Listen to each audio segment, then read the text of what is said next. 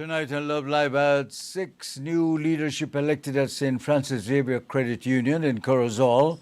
A police said a woman shot while crossing the Belchina Bridge.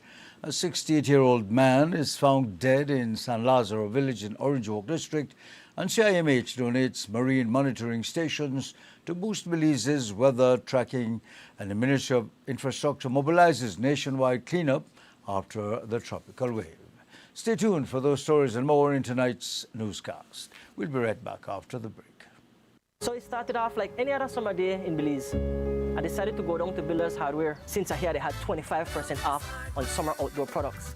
I got a couple of items, a chair, a grill, a cooler, and I got carried away, but the prices were so good. But anyways, I might have gotten comfortable, maybe too comfortable. Then I saw the news, man, the hurricane season was not playing with me. But thank God Builders also had 25% off hurricane preparedness items as well. Flashlights, batteries, sealant, first aid kits, everything I need. And guess what? My grill survived. Introducing GrowWatt, a global leader in distributed energy solutions, delivering innovative solar technology trusted around the world. Engineered for reliability, designed for sustainability, built to power every scenario, powering homes, empowering businesses, creating a smarter energy future for Belize. For residential hybrid systems that maximize energy independence, to homes across Belize benefiting from smarter, more efficient power management.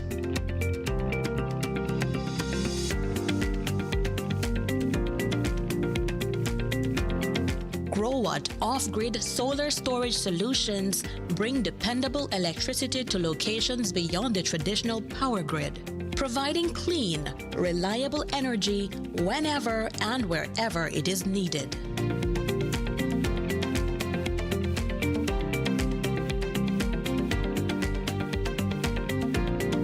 For businesses, GrowWatt delivers powerful commercial and industrial energy solutions that help reduce operating costs while improving energy security, including proven installations right here in Belize, helping businesses operate efficiently with dependable solar energy systems.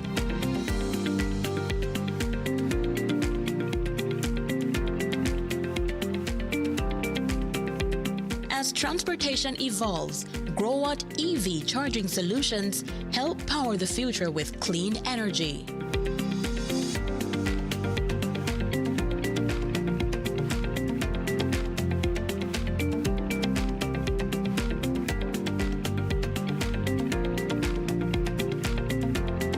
Need power on the move? GrowWatt portable solar power solutions provide flexible energy for construction sites, events, emergency applications, and temporary installations. GrowWatt delivers energy-smart solutions for a greener future. Distributed in Belize by Lano Supplies, 112 Ranchita Village, Corozal Town.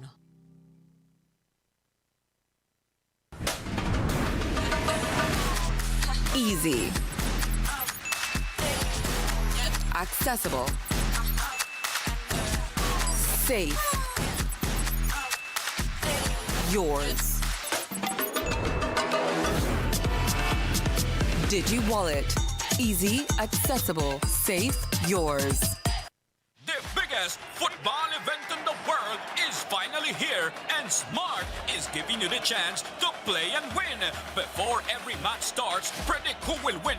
The more predictions you make, the more chances you have to win. Get 1 point towards your total when you guess the winning team. Predict the exact score and earn up to 4 points. The top scorer at the conclusion of the World Cup wins the grand prize of $2,500 in cash. That's not all. Players get a chance to win weekly prizes. Plus, our quarter-final winner gets a watch party package. Play directly in the Smart app for just 50 cents per entry. Prediction starts June 1st to July 18, 2026. Don't just watch the World Cup. Play along and win with Smart. Smart, bringing people together.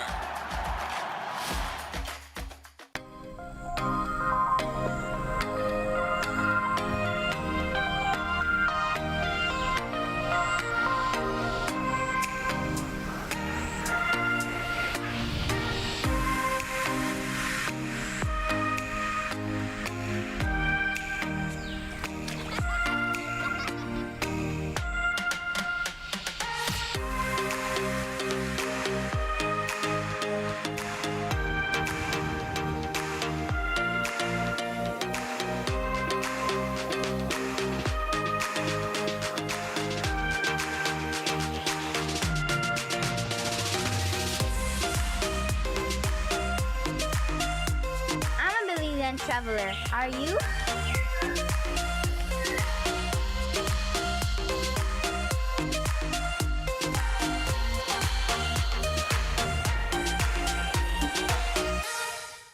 Belize is growing, and as our nation grows, so does the demand for electricity and new energy solutions. More homes, more businesses, more opportunities. BEL continues to strengthen the system that supports this growth, reinforcing infrastructure and solidifying capacity, preparing for what's ahead, ensuring reliable service for homes, for businesses, and for communities across Belize. Keeping the lights on every single day. Belize Electricity Limited, prepared for growth, prepared for Belize.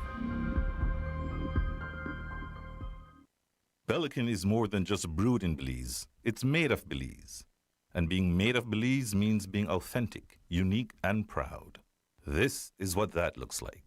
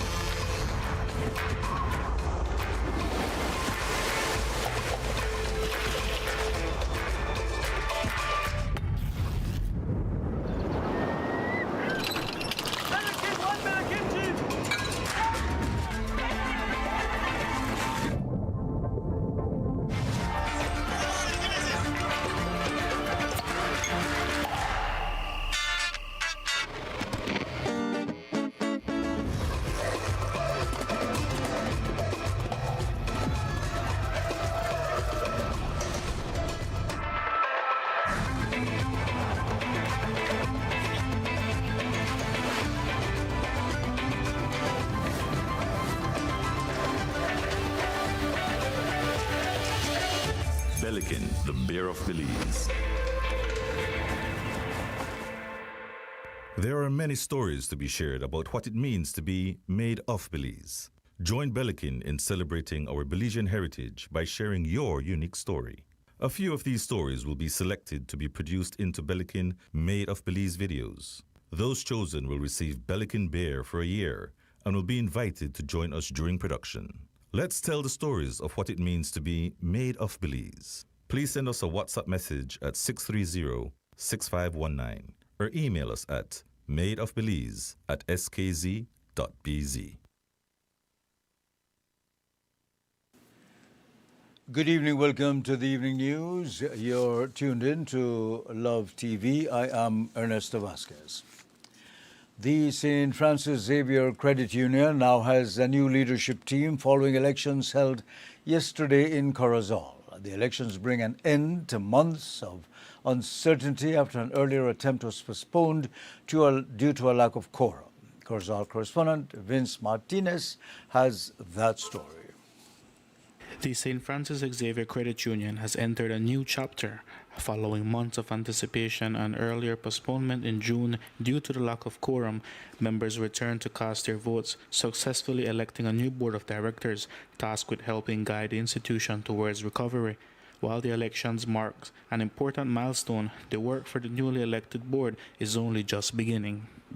So what happens now is a period of 3-month transition whereby the administration, along with senior management, works with the board to have an orderly transition of the affairs of the credit union. And that obviously first starts with an orientation session, which starts today with the prospective board. And I say prospective because the final vetting the regulator needs to still do the final vetting to ensure that the board members are deemed fit and proper per the current legislation. There's a plan that we have for the 3 months, which involves creating some foundational documents for the committees, that is their charters, which lays out their roles and responsibilities and accountabilities so that the board understands their role as governance and oversight.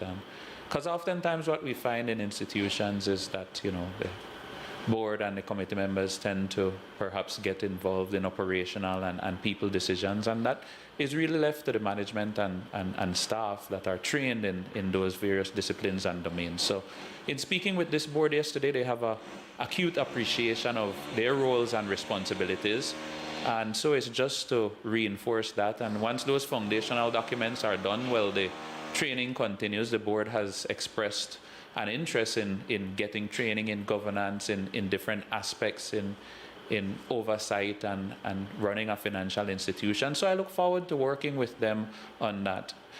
The current administrator, Marlon Neal, was appointed by the Central Bank of Belize to oversee the credit union's operation, says the next 3 months will focus on preparing the new directors for their responsibilities. Beginning today, the board will undergo a comprehensive orientation alongside senior management and the administration team. The process is designed to familiarize directors with the credit union's operations, governance structure, financial position, and regulatory responsibilities before they formally assume full leadership. Neal says the administration will continue working closely with the board to ensure the transition is orderly, responsible, and in the best interest of its members. First of all, we want to thank all the members that showed up yesterday and that participated in the voting process. We appreciate them taking time out to come and make their decision known. This independent group of candidates that had joined for the same purpose of bringing back good governance, transparency, and integrity to the St. Francis Xavier Credit Union, basically asked for a reset. We told the members we want to start from scratch. We want to be able to have a board that works under the regulation, that works along with the administrator, and make sure that we are complying with Central Bank. The elections yesterday was a fair elections. Every candidate, independent or in a group, were able to put themselves up, offer themselves up to service for the members, and so the elections was monitored and run by the Credit Union League. So it was fair elections, and I believe that now the time is we have to work. There's a lot of building of member trust. One of the things that I can say from the outcome or attendance was that it was a very poor attendance, but they may have a lot of different variables to it. First of all, during the actual AGM, we couldn't hit quorum, which we were only at 850. I think you were out there reporting on that. But the bylaws asked for a special meeting, so the special meeting was enacted by the administrator. And then yesterday we had maybe roughly about 300, 350. So we see that we had less than half of the numbers out there. So again, that's an indicator that we need to go back, create a strong outreach program that will reach village by village, town, and then also ensure that we are talking with members and bringing them back. The St. Francis Xavier Credit Union has spent the past several years under regulatory administration following concerns over the financial mismanagement that led to intervention by the central bank. Since then, significant efforts have been made to stabilize the institution's finance, strengthen internal controls, and restore confidence among its thousands of members. With a board now elected, many members see Sunday's votes as more than just an election. It represents an opportunity for a fresh start. Although the road ahead will be requiring careful oversight, continued regulatory compliance, and cooperation between management and new directors, there is a cautious optimism that the credit union is moving closer to returning to full member-led governance. For many in Corozal, the hope is that this new leadership will not only safeguard the institution's financial future, but also restore the confidence and the trust that once made St. Francis Xavier Credit Union one of the district's strongest community institutions. Reporting for Love, this is Vince Martinez. A Belize City woman is recovering in hospital after she was shot while traveling across the Belchina Bridge in the early hours of this morning.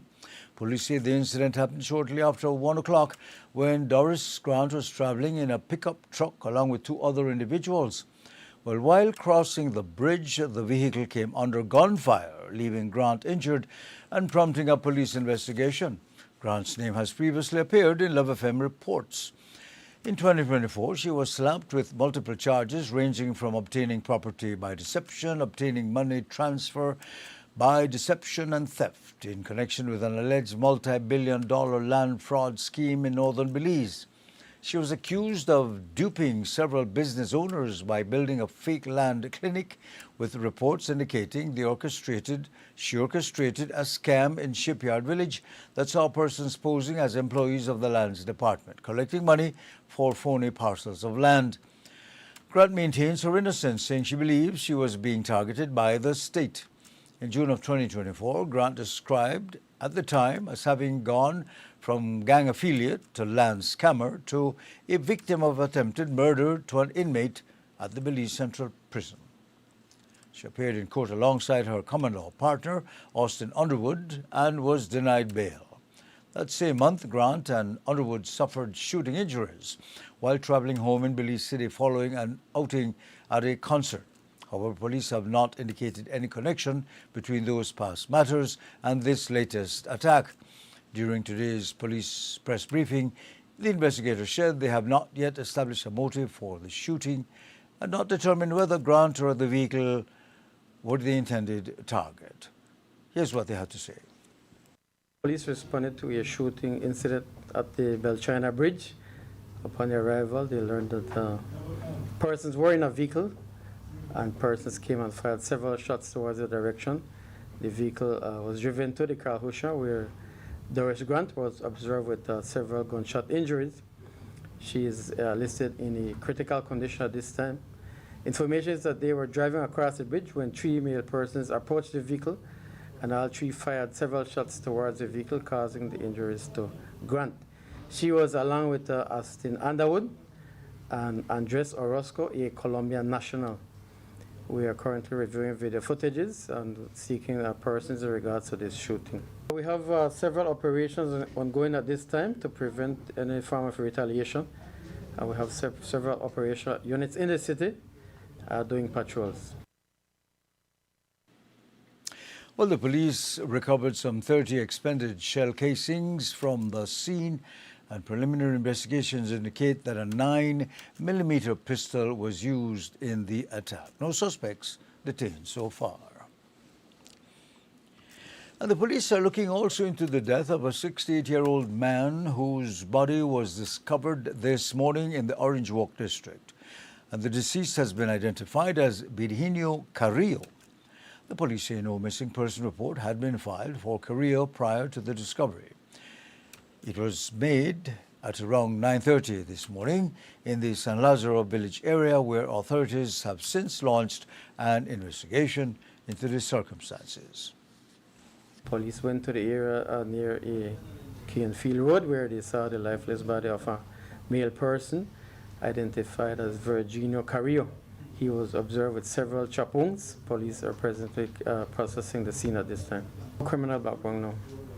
Motive? We do not know at this time. The information just came in this morning and we are dealing with it.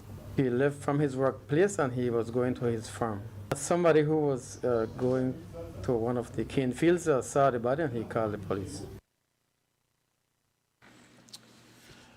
Over the past weekend, the country was impacted by the passage of a tropical wave that brought significant rainfall to the central and southern portions of Belize. This afternoon, a joint press briefing was held by the National Emergency Management Organization, NEMO, alongside the National Meteorological Service and the National Hydrological Service. During the briefing, Chief Meteorologist highlighted the passage of the tropical wave and the rainfall activity that was recorded across the country. Over the weekend, we had a tropical wave that crossed the country on Saturday. That system came along with a very strong low-level jet, as we refer to it, strong winds in the atmosphere. And there was also upper-level support for the system to produce significant rainfall, especially over the Belmopan area, the Cayo district. In terms of numbers, we recorded in a matter of about 12 hours, Belmopan got 273.4 millimeters, which is 10.8 inches of rainfall in just about 12 hours from about midnight until about midday. To put that in perspective, the average rainfall for Belmopan is about 245 millimeters for the month of July, which is 9.7 inches. So the capital city recorded more than its monthly average in just 12 hours. Historically, this is not the highest that the city has seen.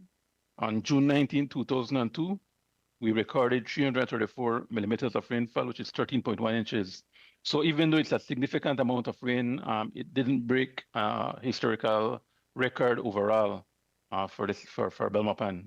Other notable areas, stations, La Gracia, which is just a few miles to the northwest of Belmopan, got 8.5 inches, and Hershey got 8.4 inches. So in that general vicinity, we saw a significant amount of rainfall in a very short time period from this system.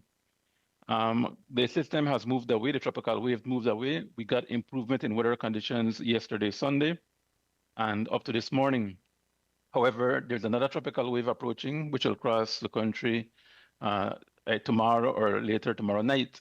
That system is already producing some moisture over the area, and we have seen some rainfall returning, especially over the southern two-thirds of the country this morning into this afternoon.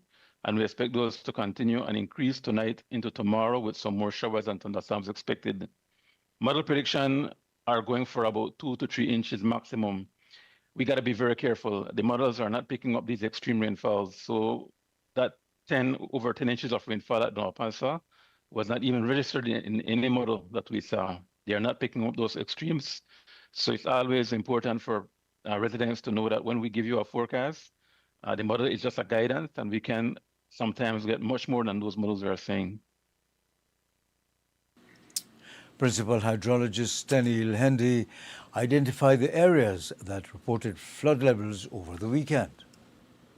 We do have several watersheds that were severely impacted by the excessive rainfall events, primarily the Belize River Basin, which comprises the Belmopan City, the outskirts of what we call Belmopan City or Greater Belmopan City area, as well as some stations downstream.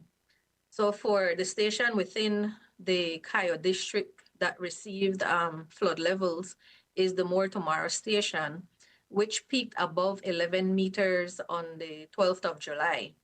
And this was a sharp increase from about 1.8 meters to 7.55 meters. With on the 12th, that is the 13th, it crested on the 12th beyond 11 meters because we don't have gauges beyond that 11 meters. So it was, it exceeded the historical water levels in that section. The Iguana Creek also experienced rapid rise. In addition, we have the Sibun River Basin that also had severe flood levels, where the water levels exceeded 3.5 meters at the Sibun, and this was a linear increase in the water levels. And lastly, we have the City River Basin, which has experienced the second highest increase. The river levels rose from about 1.5 meters on July 10th to 7.7 meters by 6 a.m. on the 11th of July. National Emergency Coordinator Daniel Mendez briefed on the activation of the Belmopan emergency operations. Noting the rainfall, flood conditions were registered in the Belmopan area, which you have seen the images of. As a result, the Belmopan Emergency Operations Center was activated and work began with the Belmopan City Council and has continued up to today. NEMO remains in close coordination with the National Meteorological Service and the National Hydrological Service, our district emergency centers, and other authorities to monitor evolving conditions. In Belmopan, we have been conducting assessments over the weekend, and we have been providing assistance to communities and persons who were affected by flooding. We are also continuing our work to determine the extent of the impact and to continue to identify immediate needs of persons in these areas. The information gathered from these assessments will guide response and recovery efforts and ensure that assistance is directed to the communities and persons most in need.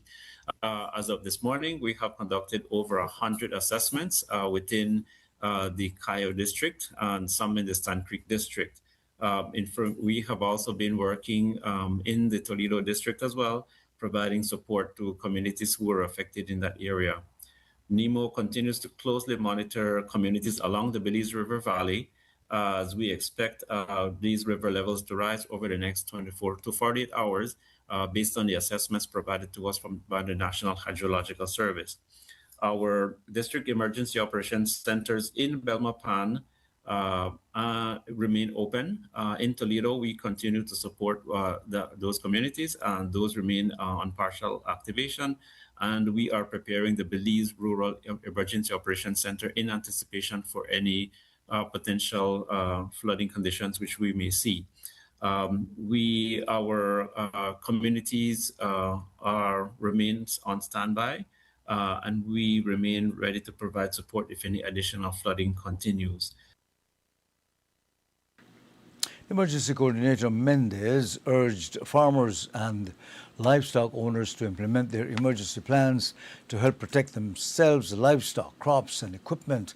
Families in low-lying areas were also encouraged to safeguard important documents and household items. NEMO reminds the public that the country remains in hurricane season, urging everyone to stay vigilant and keep their hurricane preparedness plans ready. The passage of the tropical wave over the country on Friday and Saturday left towns, villages, and communities inundated. One of such municipality is Dangriga Town.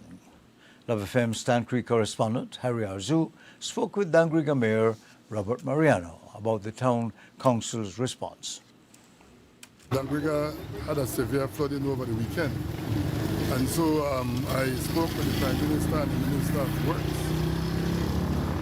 And they have sent help for us here in Dangriga. As you notice, we have some engineers from MIDH who have come to assess the situation along with me. And so what we are doing now is to assess the situation.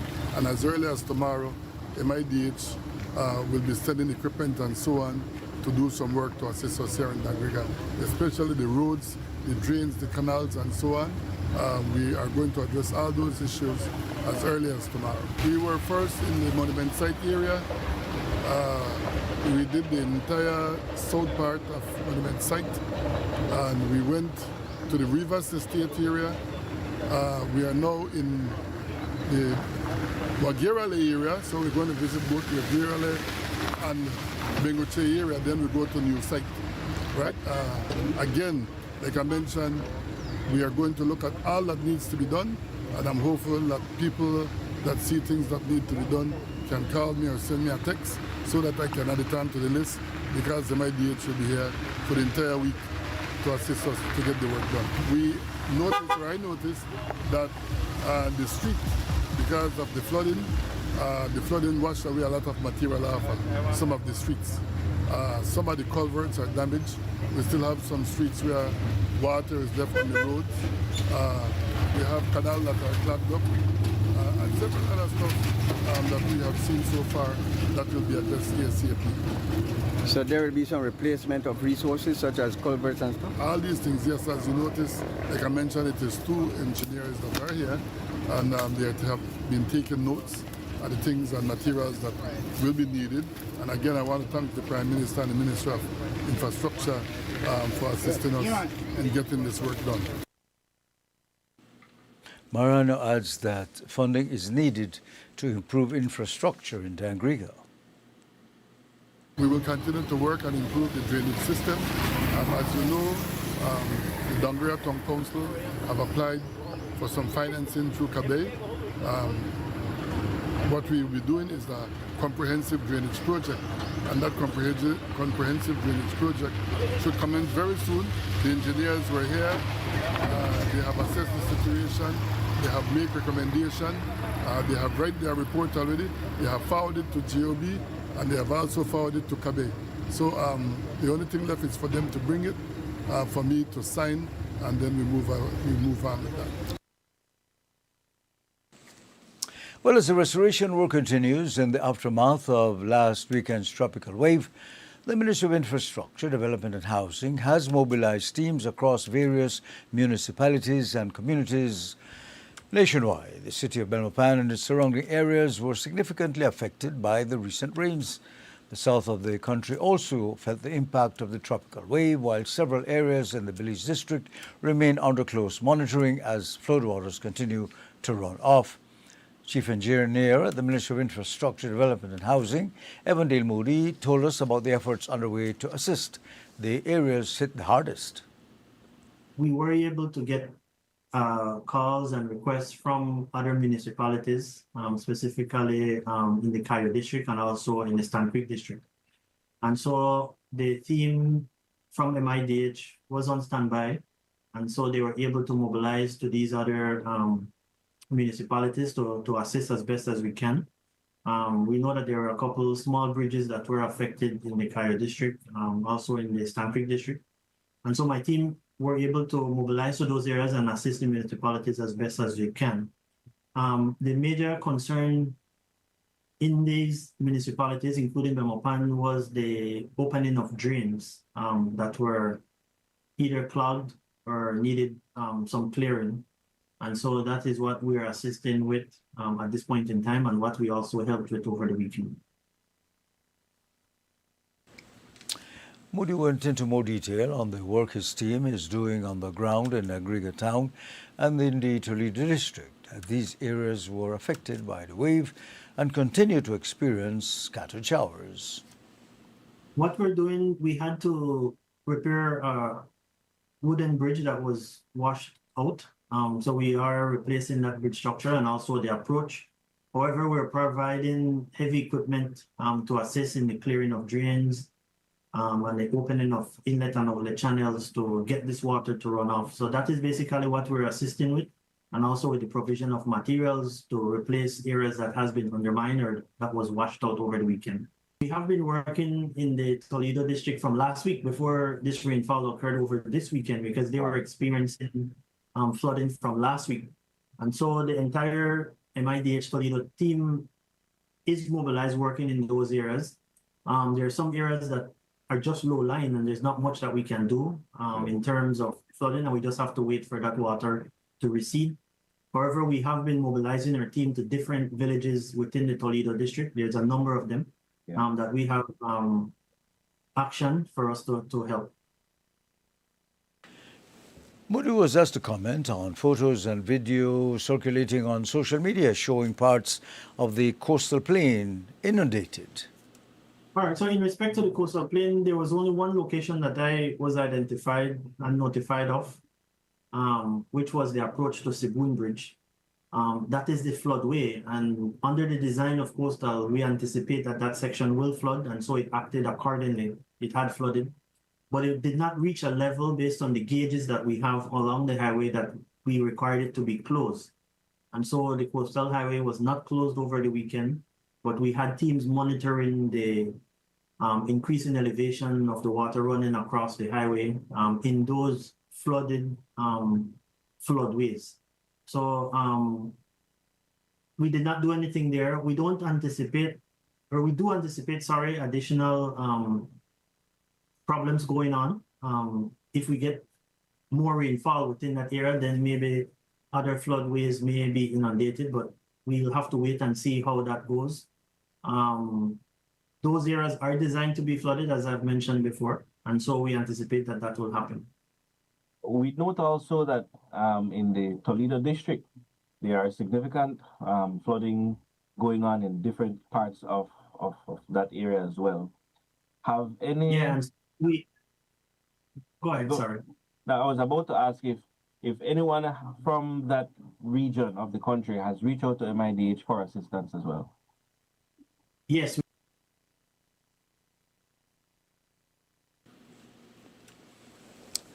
The ministry remains focused on assessing damage and supporting the communities most in need. Don't go away, please. Stay with us.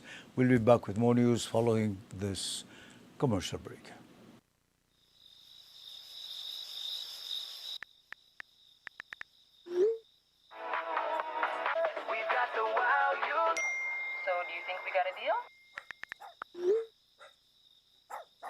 No one should be up at this time. If you're still up, it's not you, it's your mattress. Because the right mattress changes everything. Sherwood Bedding Luxury Resort Pillow Top Mattress. Sleep better, wake better. Available at Design Depot. All in one place.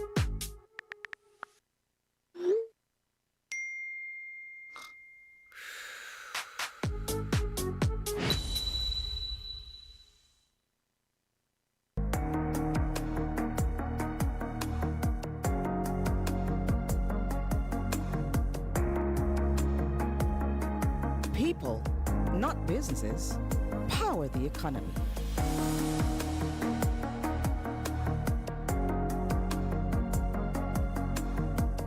And they deserve to be acknowledged, appreciated, and compensated for their efforts. Because when your people are successful, so is your business.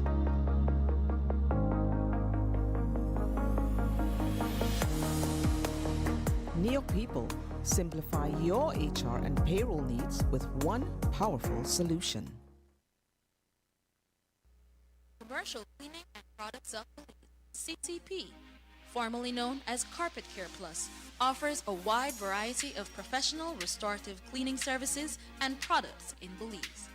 With over 20 years of experience in the industry, our mission has always been to provide our customers with the best products and services for quality, safe, and environmentally friendly cleaning. What separates us from the rest? The services we offer. Fabric cleaning for all types of carpets, upholstery, walls, and drapes. Vehicle detailing for both the interior and exterior. Total restorative cleaning of ceramic and porcelain tiles for floors, walls, marble, granite, limestone, travertine, clay, and more. Degreasing and polishing of the entire kitchen and all its equipment. Also custom concrete designs. We are a supplier of the most cost-efficient and economically viable products when you buy our specialized super concentrated formulas, such as cleaners, disinfectants, deodorizers, and sanitizers. Additionally, we also carry professional cleaning equipment, such as mops, buckets, vacuums, doormats, and window equipment, which are very durable and practical. You can order any of our products online at www.ccpbelize.com. CCP Belize uses only trained technicians, professional commercialized equipment, and EPA certified products. Our products are 100% biodegradable. We also have certified green products, which are used by Green Globe approved companies. Visit us at 68 North Front Street, Belize City, or contact us at telephone 223-1820. Email us info@ccpbelize.com.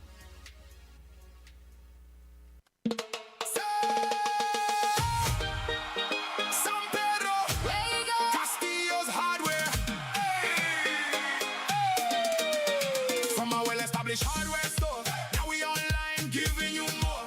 Home or job site, no stress, no sweat. Everything you need, you could get. Household appliances, day or night. Shopping for supplies made easy and light. Click, click, boom, and the order done. Building in Belize just got more fun. Why wait long in a line? Save your energy and your time. Delivery pulling up right by your gate. Castillo's Hardware, making building great. Build smarter, shop easier. Castillo's making life sweeter. Anytime, Anywhere, hardware shopping without a care. browse online, get what you need. Fast and easy with lightning speed. Pick up or delivery, choose your way. Castillo's got you covered every day. From your phone, just tap and buy. No more hassle, no more. Do it best with Castillo's Hardware.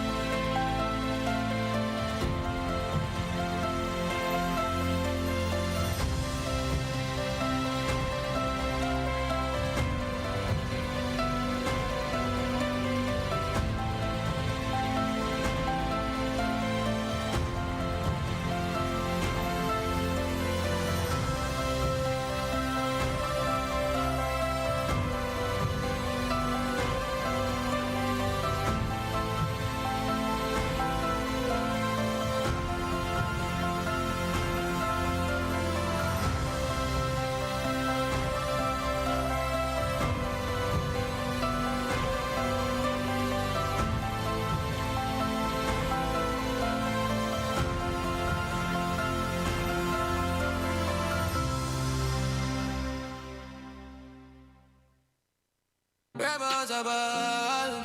Game 4 of the NEBL Finals is heading back to Orange Walk this Friday night. And it is the final home game for the Orange Walk Running Rebels. And a must-win, as the Rebels don't want the Belize City Defenders to pop the champagne and celebrate with that 70K on their home court. So Rebels Nation, you need to come out in unprecedented numbers this Friday night, 9 p.m. at the Orange Walk Sporting Complex to ensure the series continues. Giveaways, the NEBL Girls Plus more. It's Game 4 of the NEBL Finals this Friday night. Will the Orange Walk Running Rebels force a Game 5? Or will the Defenders be the champs? Sponsored by the Government of Belize.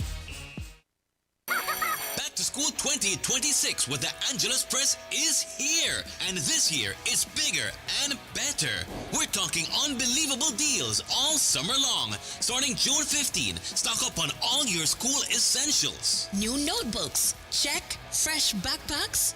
Check. Prices that make you smile? Double check. Mommy, I want my new Samsonite backpack. That's right. Samsonite still offers a sweet 1-year warranty. And hey, you even get a free merch with purchase while supplies last. Stay in the loop by following the Angeles Press on social media. Every Friday during our back to school season, look out for our jaw-dropping this stuff for real deals. So before you shop, make sure you follow The Angeles Press, your back-to-school headquarters all summer long. The Angeles Press and the Love Foundation, transforming lives with love.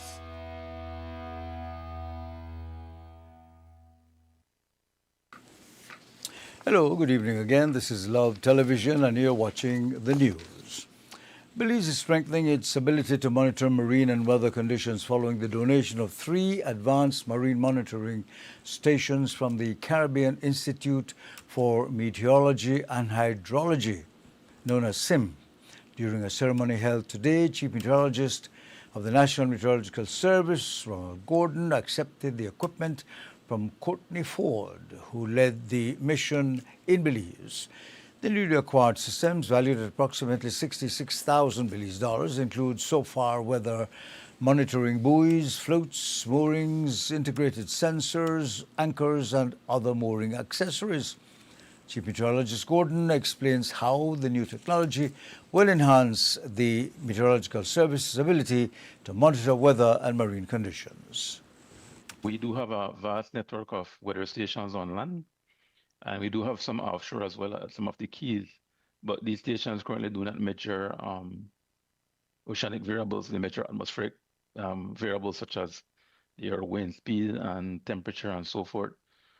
These stations now will assist us to look at wave conditions, to monitor the temperature, sea surface temperature, as well as temperature within the water column. These are important parameters for various reasons. When we do issue a marine forecast, for example, we speak about the wave height. Currently, we get that from models. We speak about sea conditions. We sort of estimate those.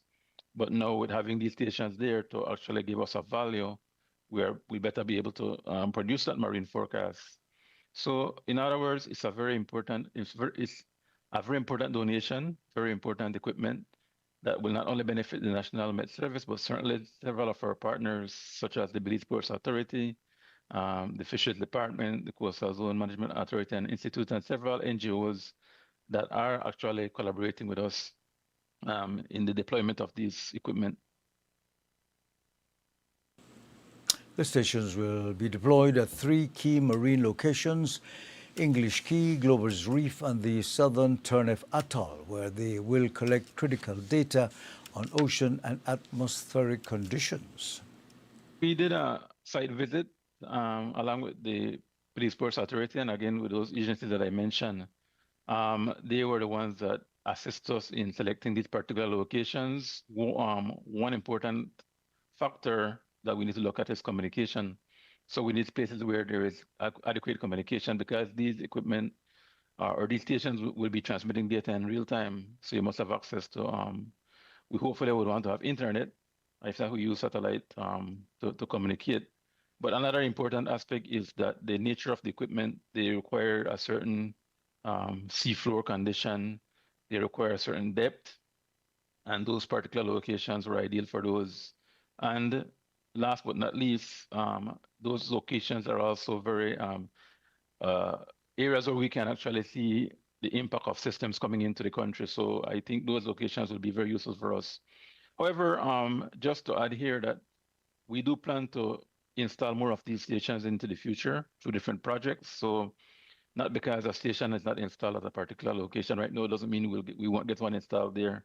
We're hoping to build that capacity in marine monitoring and forecasting as we move forward. So certainly we do expect that in the future we'll have more of these stations across our marine space.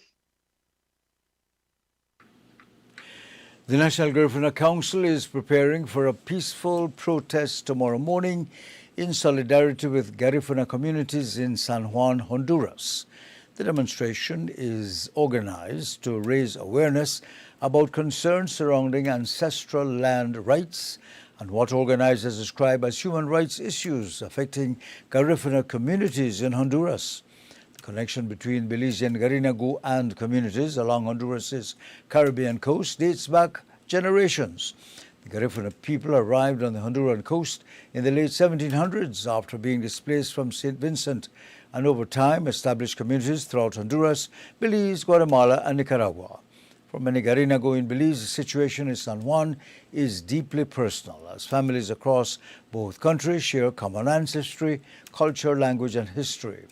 President of the National Garifuna Council, Alex Norberto, says the protest is about standing with their brothers and sisters in San Juan, while calling attention to the challenges they face.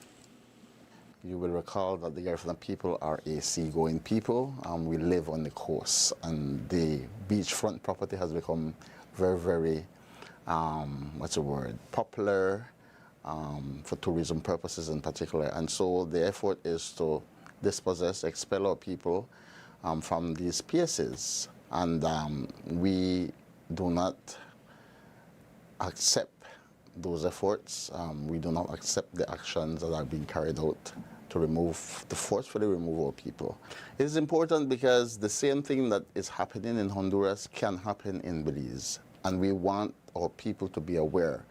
You may be aware that there is a current boundary dispute between Hopkins and City that's been in the news for a while, where City is claiming a portion of Hopkins, particularly the high-value area along the beach. Again, same story. St. Bite and Placencia, same story. So our Garifuna territories are under threat, and we have to stand for what is ours. This is our last stand. I keep saying that we have been expelled from St. Vincent. We struggled through that voyage to Honduras. We made our way to Belize. And so we have nowhere to go as a people. This is our last stand, and we will protect our spaces. The Council says the current concerns cannot be separated from the long history of struggles faced by Garifuna communities, including the protection of their ancestral territories and cultural identity. Treasurer of the National Garifuna Council, Ifasina Funiemi, spoke about that shared history and why events in San Juan continue to resonate with the Garinagu in Belize. Now, in anywhere in the world, people will not rise up against the government just for the sake of rising up against the government. People generally rise up because they are being violated and they are asserting their rights because they know that something wrong and unjust is being done. And that is what is repeating itself in San Juan. Now, back in 1999, the National Garifuna Council had done a similar demonstration to raise concern again against state action against our people in Honduras. And so this time we're taking the same steps, and we are also ensuring that we involve our government to support us in making the point clear that we stand with our people. We are one people. We are a nation without borders. Borders are man-made colonial things. but we are a people that have occupied all of these lands, and we are one people. We are related by blood and by history and culture, and that is why the National Garifuna Council is taking the stance in solidarity with our people in San Juan, Honduras. The National Garifuna Council invites members of the public to join the peaceful demonstration scheduled for tomorrow from 8 to 10 a.m. It starts at the Marion Jones Sporting Complex and ending outside the Embassy of Honduras on St. John Street in Belize City. Sargassum cleanup efforts continue today along the Newtown Barracks in Belize City, where a sargassum harvester was deployed to remove the seaweed buildup along the shoreline. The initiative was contracted through the Holchan Marine Reserve and focused on clearing the waterfront area, which has been impacted by the seasonal influx of sargassum, which has become a recurring challenge for coastal communities throughout Belize, creating environmental and economic concerns. While seaweed provides an important habitat for marine life, when it remains offshore, large accumulations along the coastlines lead to unpleasant odor, affect water quality, and interfere with coastal activities. Efforts such as these continue to highlight the importance of cooperation between conservation organizations, local authorities, and other stakeholders in managing the impacts of the sargassum. Chief Engineer at the Belize City Council, Floyd Williams, explained the importance of the initiative and how partnerships are helping address the issues affecting the city's coastline. Well, actually, we all know that sargassum has been coming yearly, but this actually is the worst it has come for this year. And the forecast is that more is coming. So we had to try find a way to get rid of it. But it has a very negative effects on the environment. I think you can smell the stench. So it's something we will have to remove. And can you tell us about how the city council has been a help towards the sargassum mitigation? Well, this is our project, and we actually renting this machine from Holchan Marine Reserve. You know that is a private entity, right? So we have to rent this machine.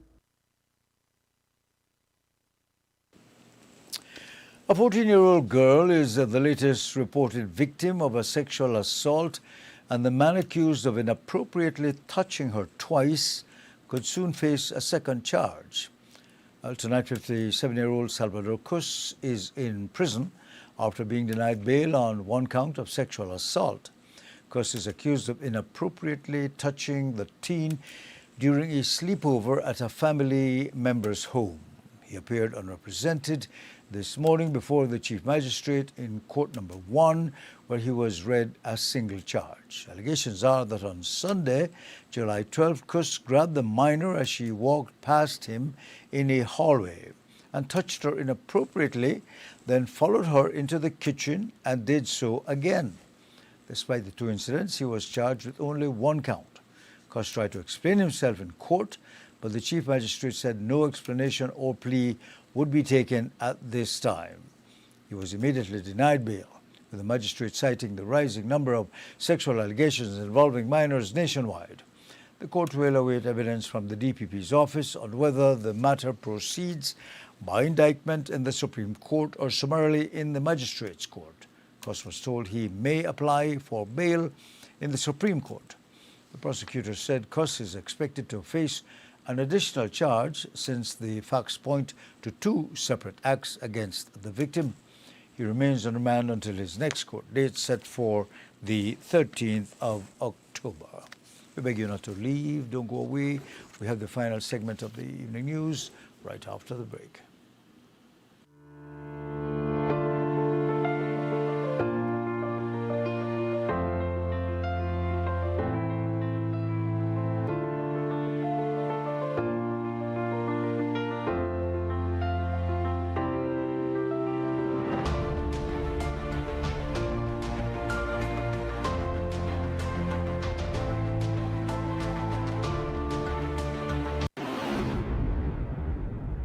If this is an emergency situation, Please call 911 right away for immediate assistance. Do not use the Crime Stoppers program in an emergency situation. Do you have information about a crime or a fugitive in our community? You can submit a tip anonymously with your smartphone. Using this program in safeguarding our community also protects your identity, keeping you out of the court system, and could earn you a cash reward. Here is how it works. Download the free P3 Tips app from the Apple Store or Android Market. P3 is the provider of our secure anonymous tip collecting software. Open the app and create a PIN, but be sure to remember that number, then select your location. Next, select the type of crime. When submitting a tip, be as specific as possible. Remember, the more information you give the officers, the more likely it is that we will be able to identify the suspect or confirm a crime has taken place. This ultimately helps when making arrests. Information leading to an arrest can earn you a cash reward of up to $1,000. Never put yourself in danger to gather information. However, if you have a picture, video, or audio that will help officers, you can upload them from your phone. Once you click Submit Tip, P3 will ask to send you notifications. You choose what's right for you. Once your tip is submitted, you'll be given a tip ID and password. Keep that info safe as you'll need it to check the status of your tip. Using the app, simply log back in using the PIN you created when you first opened it. Check back if your tip leads to an arrest. You'll be told how much you were rewarded and how to anonymously collect your cash. Looking to perfect your roofing or siding project with precision? At Coop Sheet Metal, we've got the machine that makes it happen. Introducing our state-of-the-art double folding machine equipped with advanced technology and engineered to handle complex metal bends in long pieces, various angles, and intricate profiles. Need trims up to 21 feet? Coop Sheet Metal has what you need. From modern siding to custom flashings and fascia details, Coop Sheet Metal makes the products better, faster, and more accurately. For residential, commercial, industrial, or even custom roofing, siding, and trims, all at one place. If you're not sure what you need, we will walk you through it from start to finish. At Coop Sheet Metal, it's not just about metal, it's about variety, confidence, and flawless finish. That's Coop Sheet Metal, your one-stop metal source from start to finish. Call now at 823-0118 or visit coopsheet.com.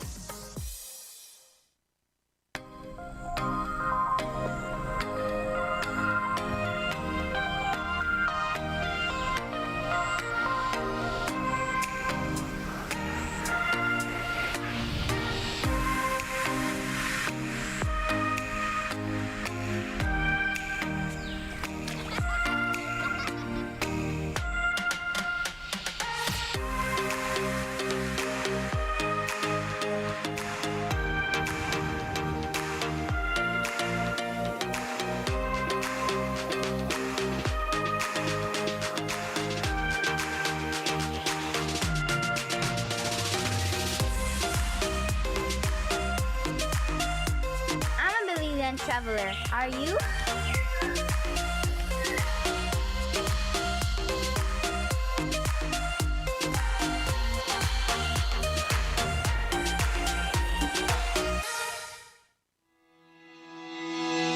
Manholes play a critical role in keeping our sewage and drainage systems functioning properly.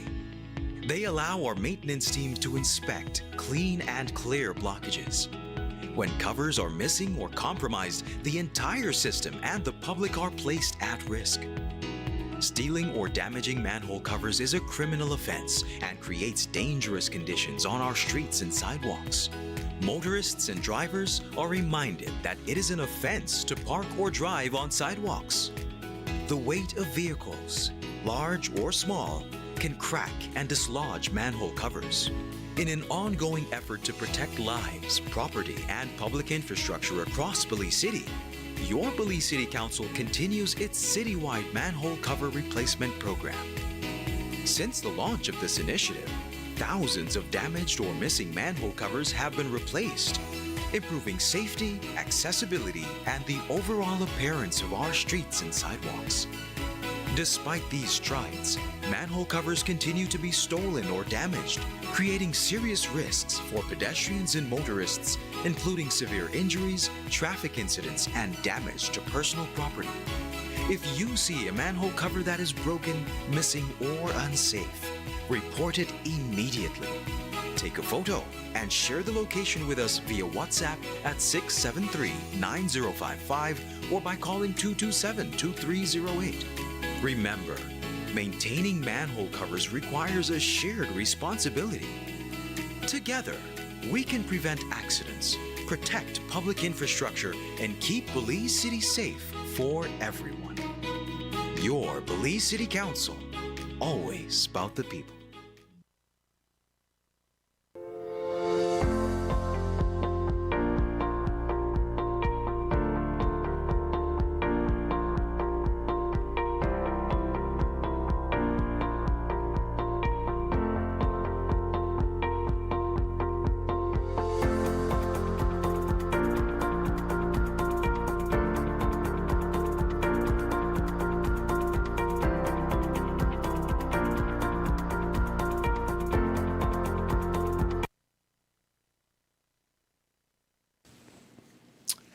Welcome back. We bring you the final segment of the evening news here on Love Television.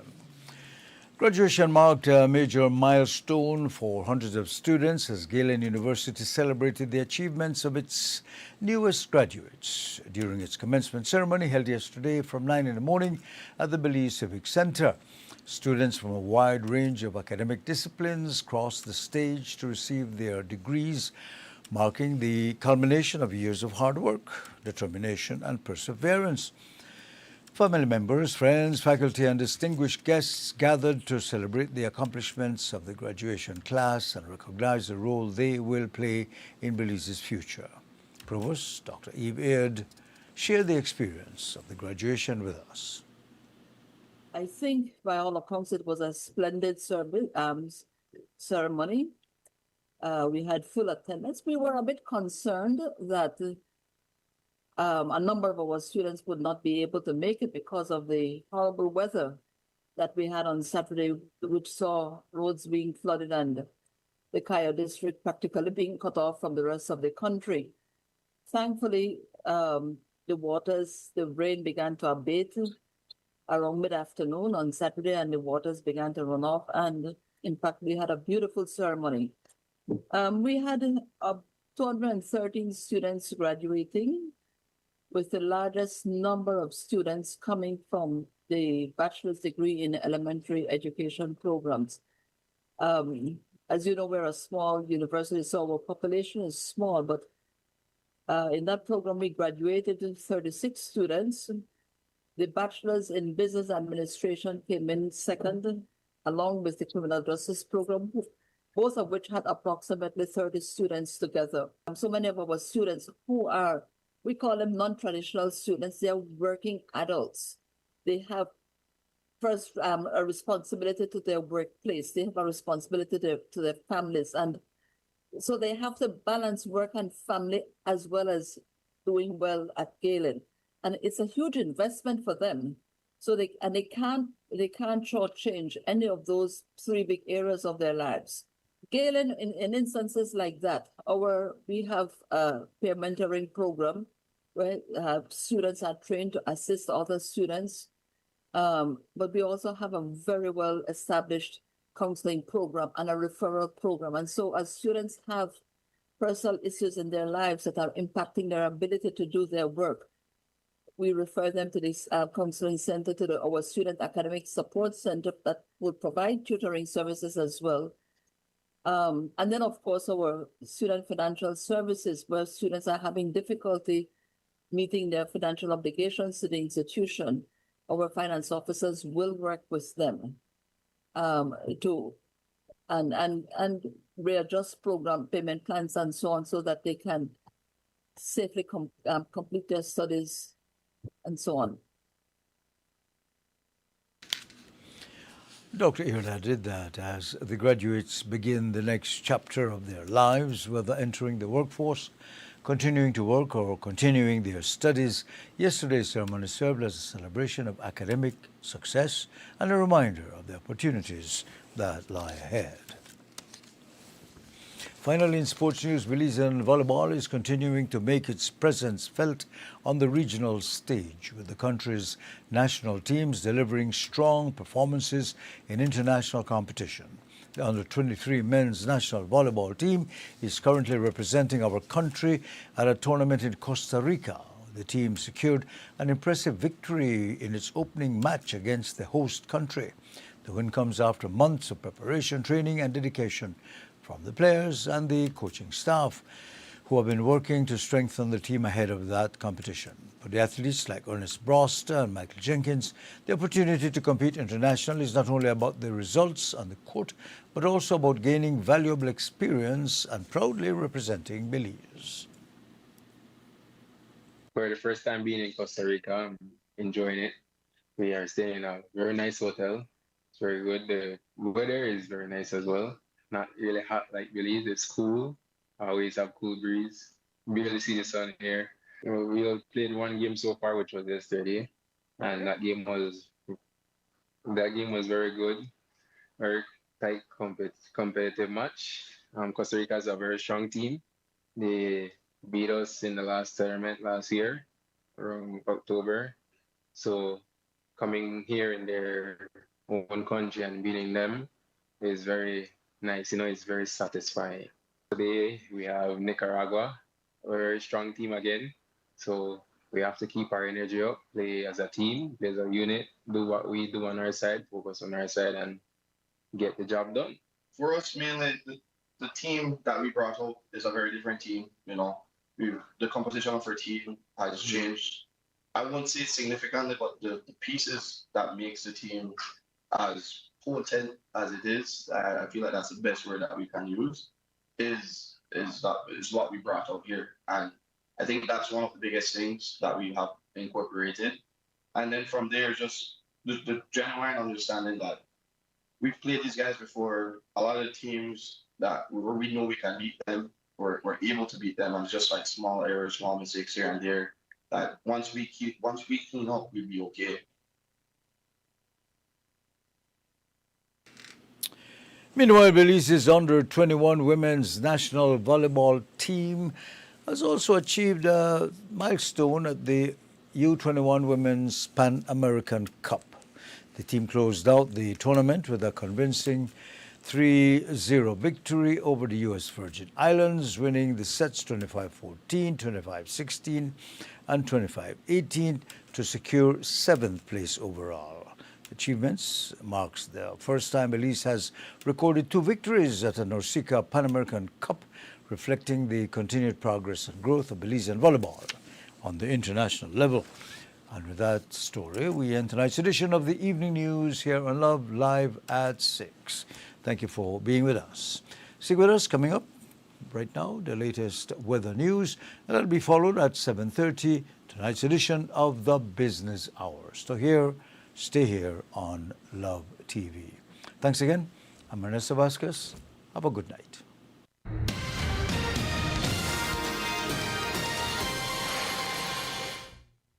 Good evening, Belize. A few showers and thunderstorms affected southern and some central areas this afternoon, with activity decreasing and becoming isolated this evening. Conditions will become more moist and unstable as a tropical wave makes its way towards our area. The 24-hour forecast: partly cloudy skies becoming mostly cloudy over the south tonight and tomorrow. Some showers, a few thunderstorms, or periods of rain are possible mostly over the southern districts tonight and tomorrow. Elsewhere, showers or thunderstorms will likely be generally isolated. Please note that there is an excessive rainfall watch in effect for the south. Excessive rainfall of up to 2 to 4 inches or more are possible over the southern districts during the next 24 hours.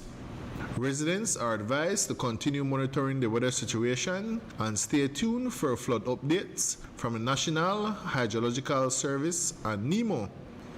The low temperatures for tonight will drop to around 79 degrees Fahrenheit along the coast, 74 inland, and 67 up in the hills. The maximum temperatures for tomorrow will reach 89 degrees Fahrenheit along the coast, 93 inland, and 80 up in the hills. The winds will be from the east-northeast at 10 to 20 knots, and the sea conditions will be moderate. A high tide will occur tonight at 10:17, followed by a low tide early tomorrow morning at 2:50, another high tide tomorrow morning at 9:19, and another low tide tomorrow evening at 4:52. The sun will set this evening at 6:31 and will rise early tomorrow morning at 5:26. The moon will set this evening at 6:11 and will rise early tomorrow morning at 5:33. The outlook for Tuesday night and Wednesday: skies will be cloudy at times, becoming mostly cloudy on Wednesday. A few showers and thunderstorms will likely affect mostly southern and coastal areas late Tuesday night, then over most areas on Wednesday. In the tropical weather outlook, things continue to remain quiet as no tropical cyclone formation is expected over our area during the next 48 hours. For a review of our forecast and other products, please visit our website at nms.gov.bz. Our next forecast comes out at 6 a.m. tomorrow morning. With that, we end this evening's forecast from the Belize National Met Service.